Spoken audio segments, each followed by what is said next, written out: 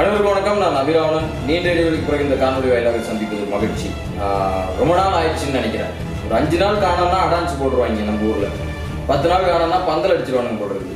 So ஒரு 4 video தான் போடல. கொஞ்ச நாள் ஆச்சு. ஒரு சில பிரச்சனை உடனடியே பார்த்தா டெல்லியில் கார் வெடிக்குது, இந்த பக்கம் எஸ்ஐஆர் சட்டம் தமிழ்நாடு முழுக்க ஆர்ப்பாட்டம் வெடிக்குது, இந்தியா முழுக்க அதிர்வலைகளை தாக்கத்தை ஏற்படுத்தி கொண்டிருக்கிறது. இந்த எஸ்ஐஆர் சிறப்பு சட்டம் அல்லது வாக்காளர் சிறப்பு திருத்தம் அப்படின்னு சொல்லி ஒன்று கொண்டு வந்திருக்கிறான்.